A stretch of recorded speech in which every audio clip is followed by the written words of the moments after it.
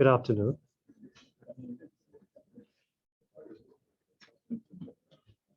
So let's finish the Jupyter Notebook demo, and then we will continue with our regression.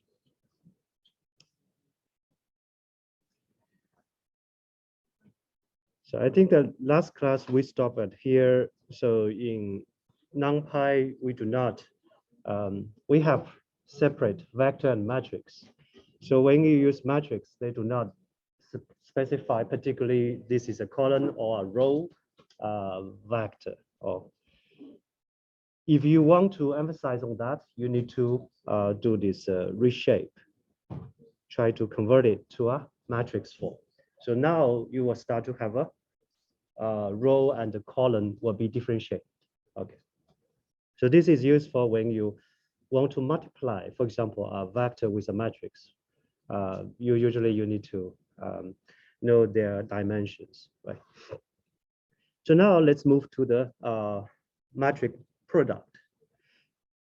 So I think that here we show the particular way we indicate during the lecture. But as I mentioned, the even more naive way to look at matrix is matrix multiplication is try to say the first you have a matrix A and B, you want to multiply them. So you take the first row of the A and then first column of B, then this will contribute to your first row, first column, that element. Then you do this, repeat this. Then you take the, for example, first row, second column. This will contribute to your first row, second column, that element, right? So basically, each time you take one vector, right? So this is a row vector, this is column vector. You do the inner product, you will get a scalar. So you just repeat this, and then you will get another matrix. All right. So here we start with several different versions. Since we know how to do the math, of course, you can code it, right? So you can, let's say, if we want to use the inner product version, how to do that? First, we create a matrix X, then you create a matrix Y. Pay attention here. What we print out is a X transpose here. Okay. So now what we want to do is we want to multiply this X transpose with Y. The reason the two matrices, in order to do this, is the two matrices, in order to multiply them, they need to be compatible. The reason is, for example, I say, if I want to take the first row of A, then first column, in order to do inner product of these two, the minimal requirement is they have same dimension, right? Because when you do inner product of two vectors, the two vectors need to be of the same length, right? Otherwise, you can't do this element wise. So that means when you multiply matrix A with B, at least the row size and the column size of the second one, they need to be matched. Okay.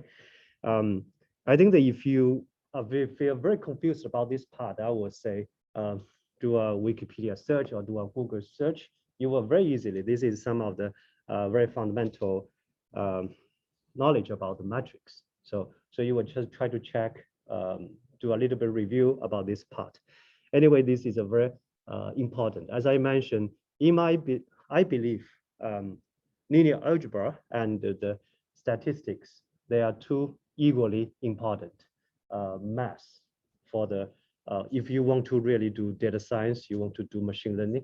Now, the reason why matrix is so particularly important is because all the data, we organize them as matrix. Because we remember the first class, we play with digital quantized data. So most of the data we play, they are numbers. If you have numbers, if you have a lot of numbers, the most natural way to organize them is matrix, right? So of course, you can't avoid matrix. You will do all kinds of matrix operations. So linear algebra, which is a particular a subtopic of the math, deal with the matrix, which is particularly important here. So if we have X and Y here, one thing we can do is you can prepare in this particular version, you need to prepare a target matrix, which is basically to receive your multiplication result. So here we create a Z. Pay attention to say what we are doing here.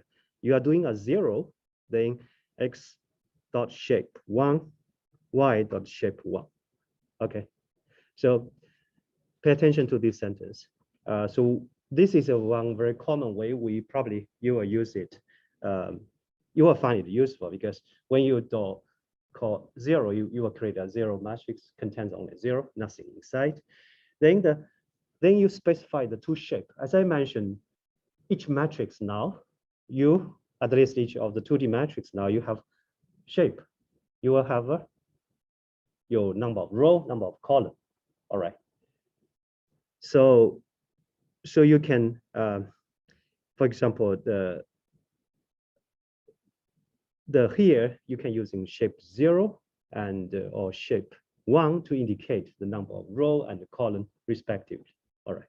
So in this case, we try to create a particular target matrix which to be compatible to our current multiplication. For example, now let's say y.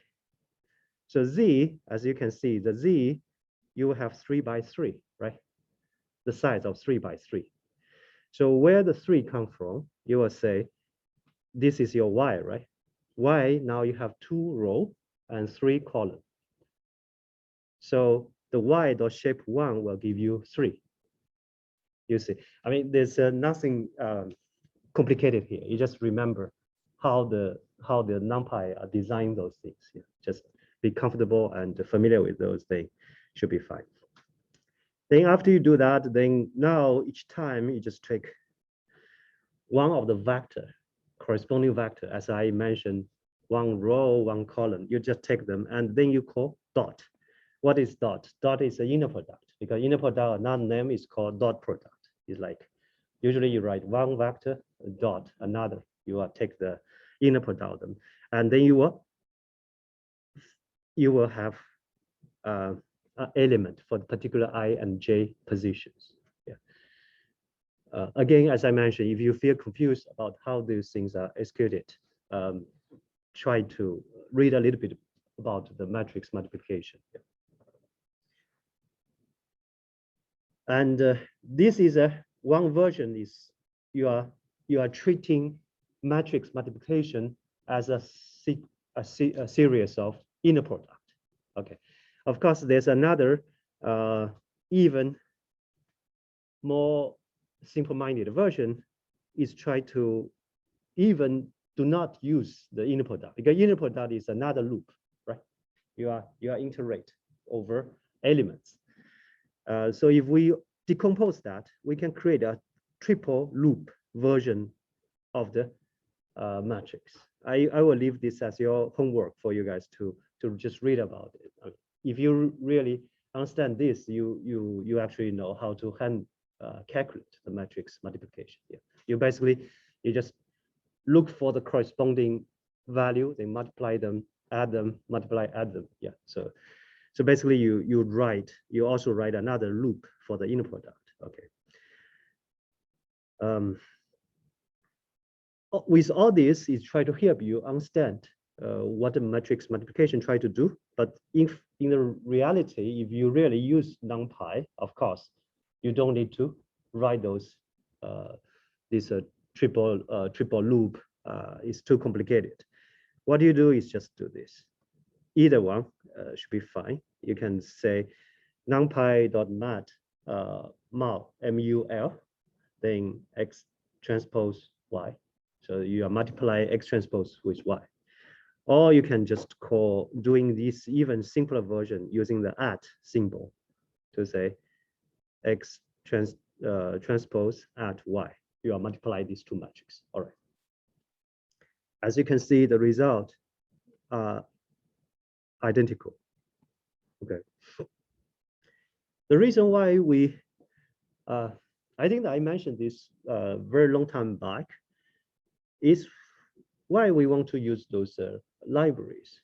Is because once you reduce those operations into a very common modular operation many people can reuse. For example, matrix multiplication, matrix inversion. If you are reduce your problem into that, actually, some people, let's say mathematician, can enter this problem and try to say, hey, can we solve the matrix multiplication with a little bit complicated but more efficient way? Okay, so here it looks like people put a little bit optimization in terms of how they actually calculate or how do they implement. So you can see if you do a typical matrix multiplication, of course, you have a cube complexity because you are doing a triple loop, right? So of course, this is obviously is a cube complexity. But if you're using the NumPy matrix multiplication, you can see we only do n raised to power 2.8 complexity. This is a big O for people who are not familiar with this O notation. This is a common notation we are often used in computer science to analyze algorithm complexity. This is to say the dominant step, which will take the n cube. So of course, you probably have a lot of other smaller version, maybe take n square or linear, but because you have n cube dominant, so you have to think this is n cube complexity. Yeah, don't look at down this like a 0.2 because this is exponential. That means you are increased much slower than n cube, right? So this is a reason why if you have a huge matrix, you want to multiply them. If you write a loop, you will find it's much slower when you invoke a NumPy, let's say add or matrix using their building functions. All right. Any questions so far?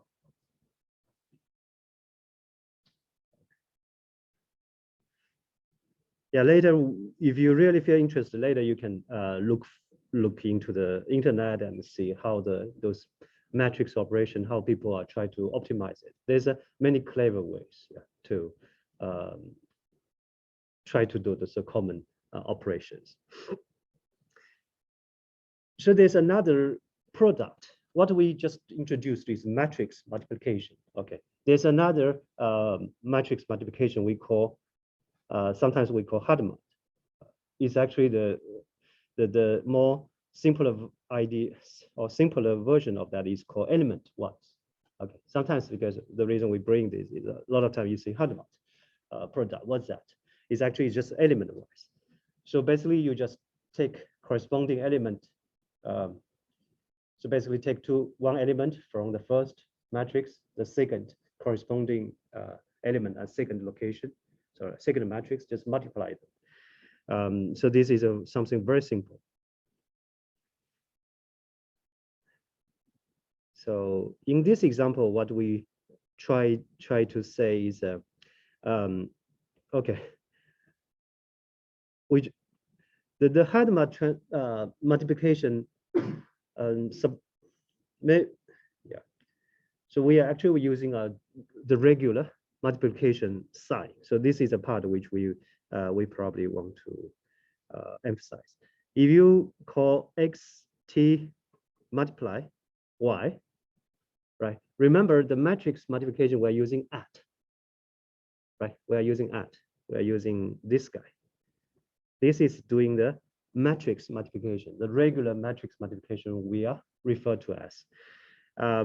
But if you're using the regular multiplication sign, you will get an error.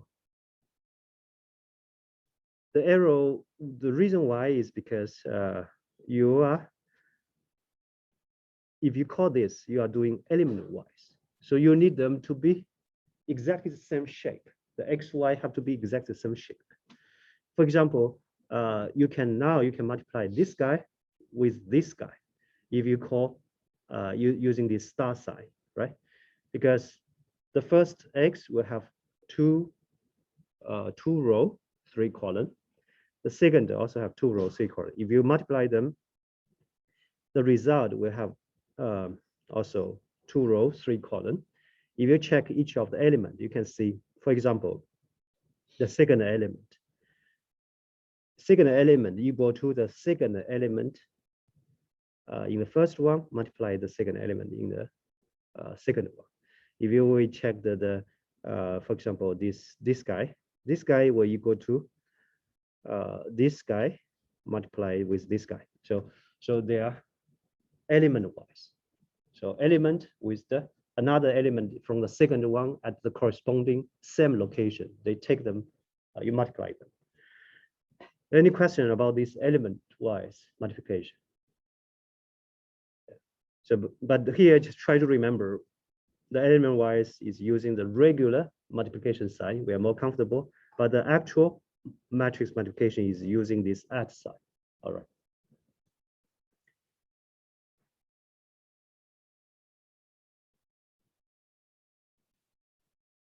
So there's for the matrix product, there's a few of them which is very similar to the scalar version. For example, the distributive. If you say A multiply B plus C, of course you have parentheses with around B plus C, so you can distribute. You can say you can calculate A and B, A multiply B first, then plus A multiply C. Then for the associative, which is also not surprise, you can if you have A, then in parentheses B, C, you can calculate A and B first, then multiply with C. But what is surprising here, or is a little bit different from the scalar version, is it's not cumulative.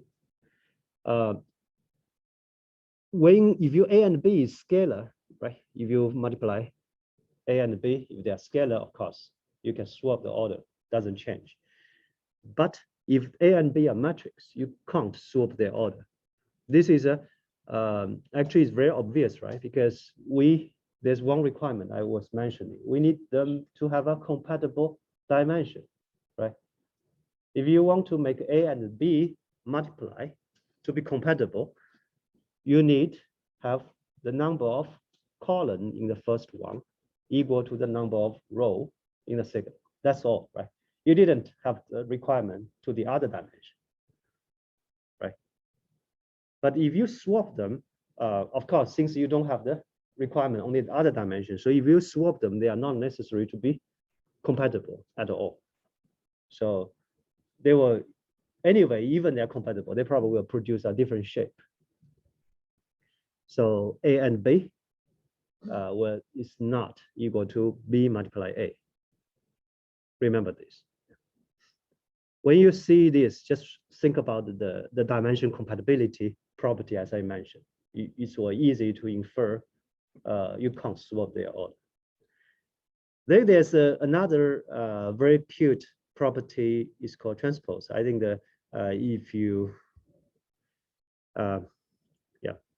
if this is first time for you, spend a little bit of effort, try to remember this. If you have A multiply B, and then you take the transpose of the result, that is equivalent to say you want to multiply B transpose with A transpose. This is very useful. You will find you will use this. You will keep using this probably millions of times. You will and on use this property. Yeah, a lot of time you have a transpose outside, but you want to put the transpose into individual, apply this transpose to the individual the element or matrix. Then you have to use this property. All right, and it's very easy to remember. Is you just first, of course, every inside matrix need to take transpose, right? But the other one is you need to reverse the order. Okay, so I think that here is just try to do a little bit, give you a bit of the example to talk about those properties. I think that you can read a little bit after this after the class. And there's another very important matrix called identity matrix. I believe I mentioned this probably last week. And this identity matrix is to have the diagonal. You will only have one, or you have all ones for the diagonal direction, and 0 everywhere. This is identity matrix. The reason why we call this identity matrix is if you take an arbitrary matrix, of course, you need to have the compatible dimension. You multiply with this identity matrix, you will get the matrix itself.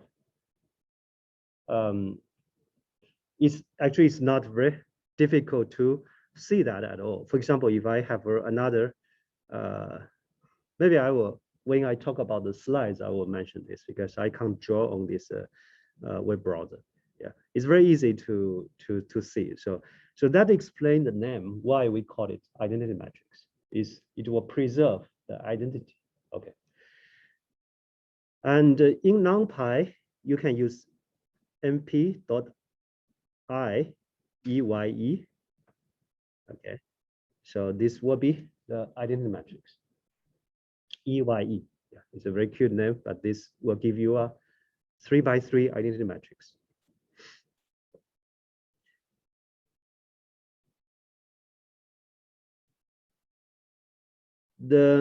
If a matrix is invertible, then you multiply the inverse of matrix with itself, it will give you the identity matrix. This, I think that during class I mentioned, this is a more like a scale, the inverse of a scalar, right? You multiply a with 1 over a, you get 1. Just think in a similar way. But here there's one requirement to say the matrix need to be not singular. So need to have inverse, because just think about 0, you can't take inverse of 0, something like that. Yeah. I think that will talk a little bit more about the inverse also. In the NumPy, I think that this is probably the only thing you want to remember is you will do this to do the inverse of matrix A, but given A is invertible. All right.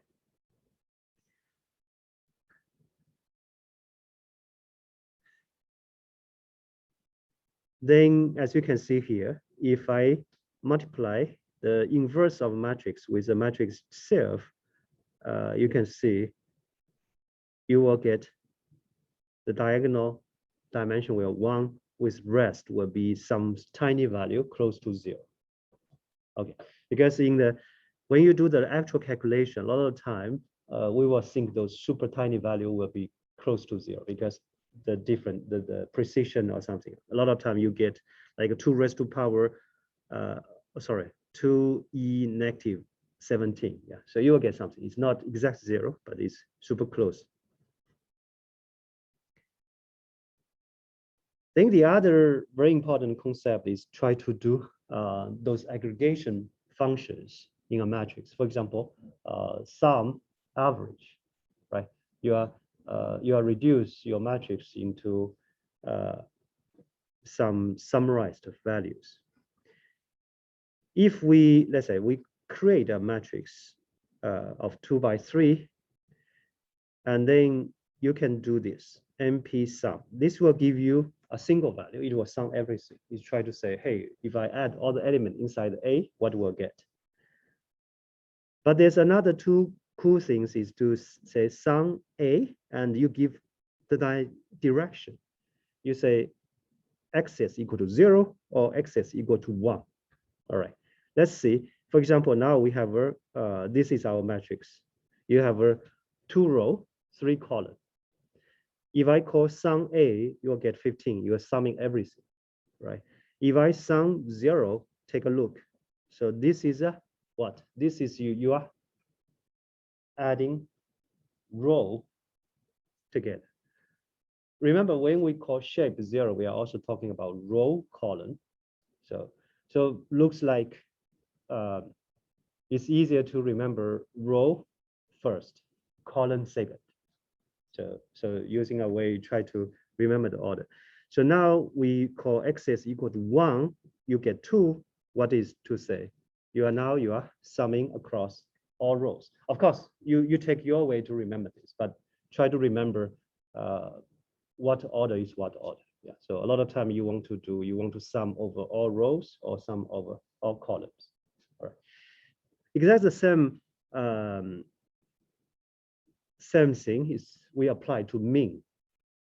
Because mean is same thing as sum, right? You just sum them and take the thing you normalize over the number of elements.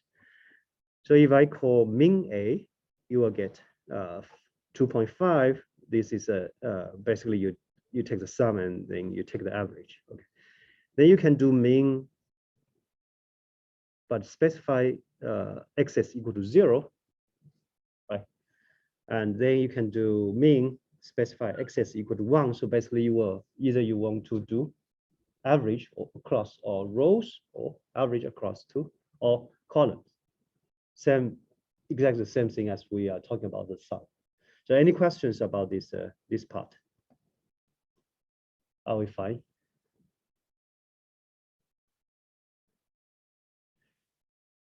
Okay, the last one is we are talking about singular matrix.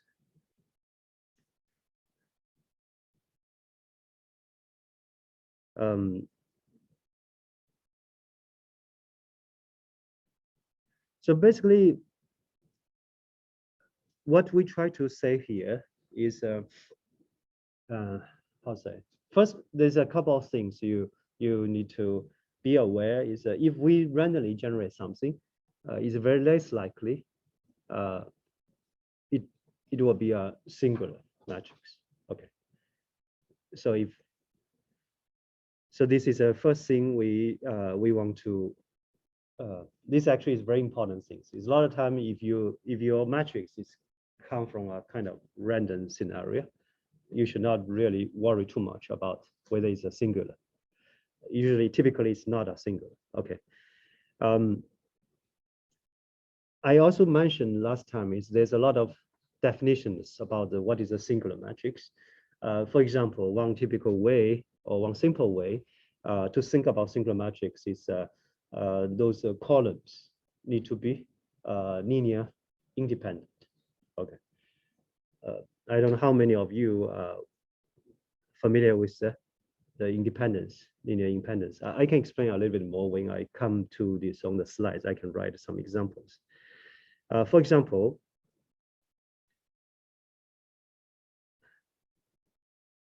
this guy is a singular matrix, of course. Yeah. Is everything 0? Obviously, this is singular. And this guy is not a singular matrix. The reason is there are the columns, they are independent. So the definition of dependence, if we say their columns are dependent, if we are able to remember clearly, if we are able to write a column as a linear combination of the remaining, then we will say they are linearly dependent. Then they are singular. I can give some examples later. Yeah. But if you using my definition to look at this, can you write any column here as a linear combination of the remaining? You can't. Right? You can't, right? Because they are you can't. For example, you take the first one. You say, I want to write the first one equal to A multiply second one plus C multiply the last one. And A and C cannot be 0. You can't find that values, right? So they are linearly independent. So this is a non-singular matrix. But for this guy, can you write the first column use as a linear combination of the remaining? You can, right? You just equal to 1 multiply the next one. So they are linear dependent. So same thing here. Can you write the first column as a linear combination of the remaining? You also can, right? You can write 1 equal to 1 over 10 multiply the second column, right? So how about this? Same thing, right? The first column equal to 1 over 10 multiply the second column, right? So basically, this is trying to say, I have redundancy in my matrix. I actually do not need that many columns. I can take one out. I can using the remaining to represent this guy, right? So once you have this redundancy, that will give you one extra flexibility.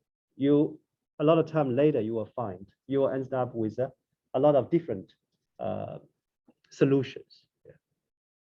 So this is for example, this guy is not singular, because if you think about that, you can't write the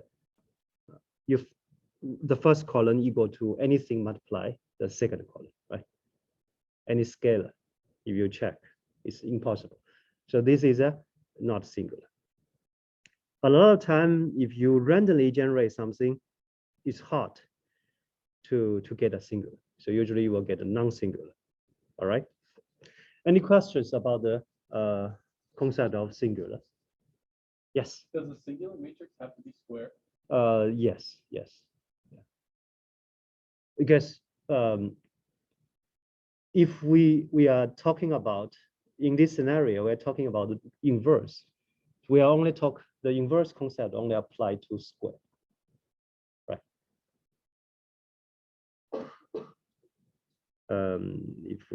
I hope we emphasize this somewhere. We mentioned inverse. Yeah, let's go back to when I show the slides, I can talk more about this part.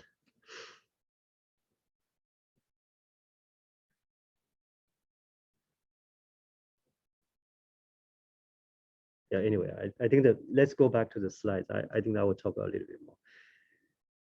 Yeah, so so this is if you have a matrix form like this, you can write this linear equation in terms of a matrix form. All right. I think that I will talk a little bit more using my slides, so I can write some words there. All right. Any more questions about this Jupyter notebook? Otherwise, I will switch to the PPT.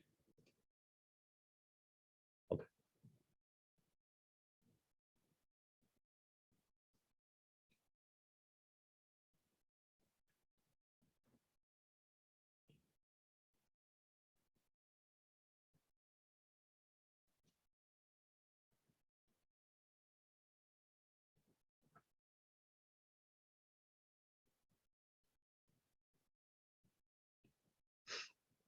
Okay, we talked so much about matrix.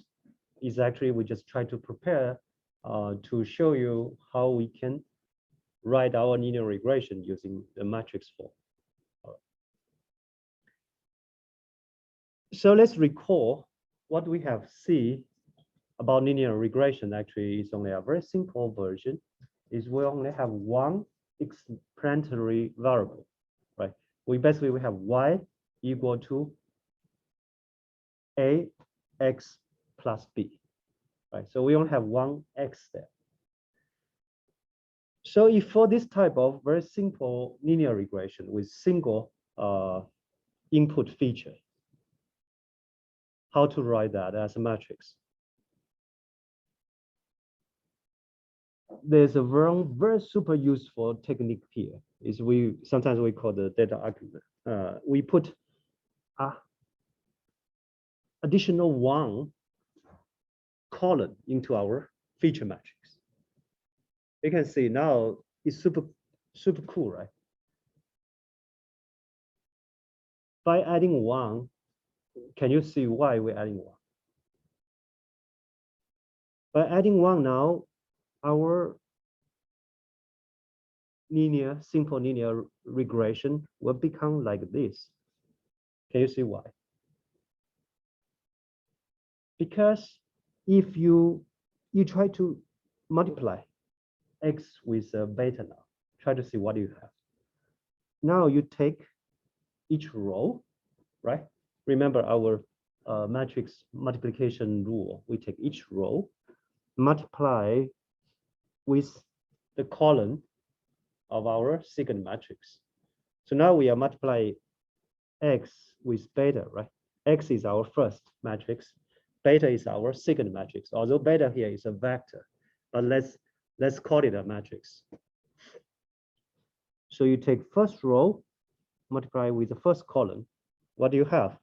Is A x1 plus B, right? So this is exactly the formula we are using before. Remember, right?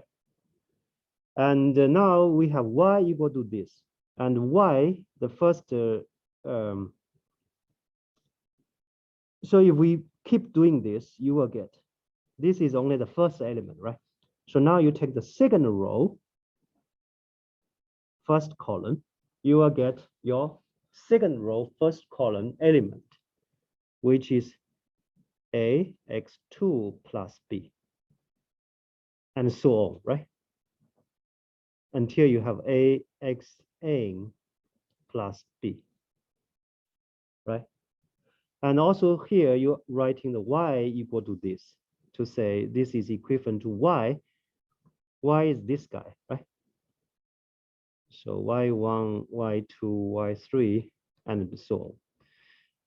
So now this exactly is what we have before, right?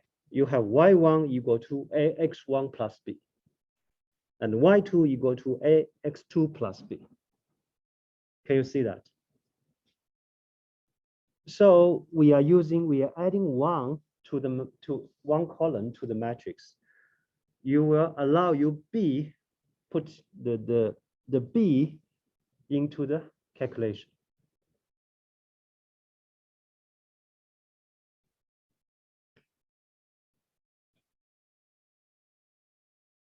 Are we fine with this? Does everybody see why we are able to write this simple linear regression into a matrix form by adding a one column? Yes, questions? Doesn't that force all of the y1 or y2, whatever it is, doesn't that force into this equation the y Yes, you will have a ax plus b for all of them. Yeah. Is that the question? Yeah, so if we're doing something that has multiple different lines, we have n different variables, how do we know that they're all going to have the same line? Oh, yes. Okay. In this case, everybody have to have common A and B. So A and B will be the two parameter for your linear regression model. So I will come to you just 1 second. Yeah. So remember, very good question. I think I'm so happy you asked this. Remember, what we do is you have a lot of you have X dimension, you have Y dimension, right? You have a lot of points. What is linear regression try to do? You're looking for a line, right? You're only looking for a line. What is the form of a line? This is the line have to be y equal to ax plus b. So once you find that line, that means A and B are decided. So you are looking for a bunch of data points, x1, y1 as a pair, x2, y2, x3, y3, a lot of those points. We'll teach you how to find this line. Once you find the line, you have A and B, which is common, shared. And another question I will ask, why you need B? I think that this is actually it's simple, but it's not that simple. Why you need a B? Why you can't say y equal to ax? That is even simpler, right? Why you need B? Yes. It's not a function, so. Yes, exactly. If you do not have a B, what does that mean? That means you are forcing your function go through 0, 0. That means you have a line, no matter how you rotate, you have to go through 0, 0, which a lot of time is not flexible. You need to allow your line to not only rotate the direction, but also moving up and down, right? To fit in your data. So which is reason you need A and B. Do we see that? A control the slope, the direction. B control where you are interact with your y-axis. So we call intersect, right? So A and B both are important, but they will be shared. Once you decide one linear regression model, A and B are decided. They won't change for different data points. I think that I have another question. Yes.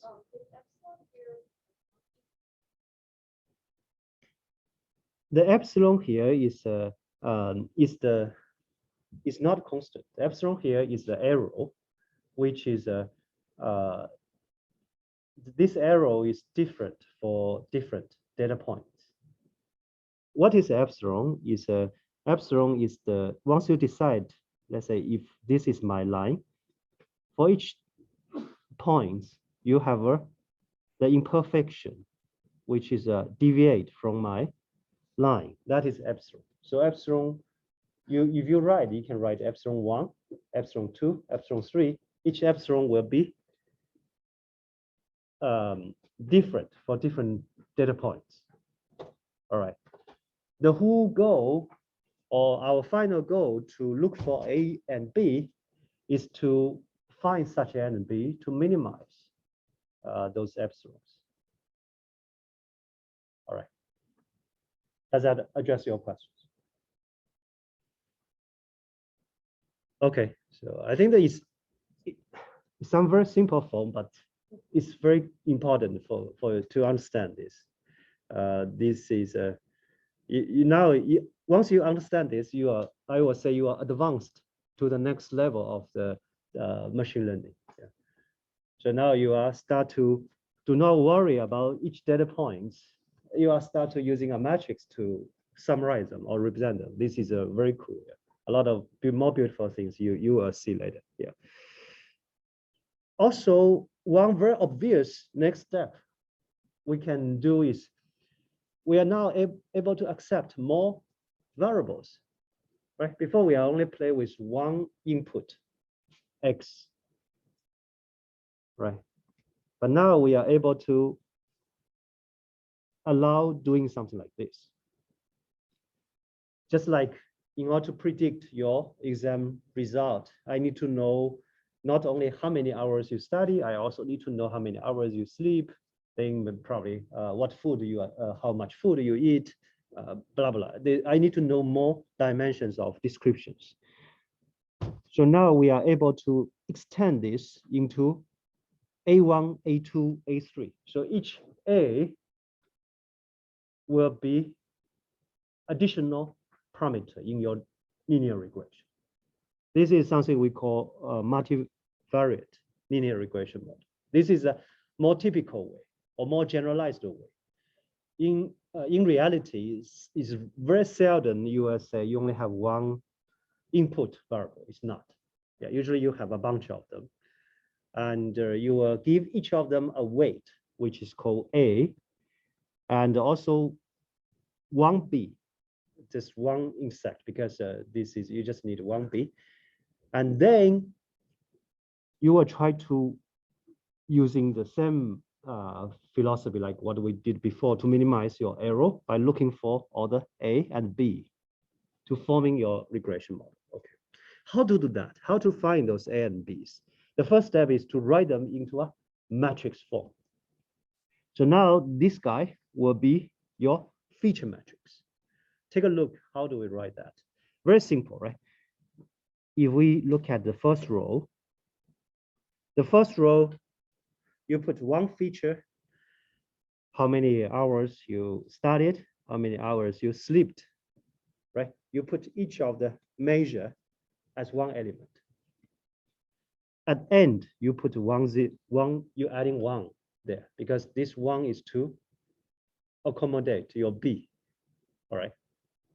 So now this is your, this is, let's say, the first student measure. Then I go to the second row. This is another description about my second student. all right? And then, and so on. So you are organized, one row per student. And each column measures study hours, sleep hours, and so on. So we are all comfortable with the feature matrix now, right? We see how we organize this feature matrix. Are we fine? Any question about this part? So each row is a one observation. Each column is one particular feature, all right? And then you have this B. Now B contains all your parameter. All your linear regression parameter will fall into B. And how this B contribute? Let's try take the first row. Let's try to take the first row, multiply this guy. What do you have? You will have a A1 multiply with the first one, A2 multiply with the second one, and then B multiply with the last one, and sum them all, right? This is exactly what we have here, right? So that means we can write X multiply with beta in a matrix form to forming our linear regression.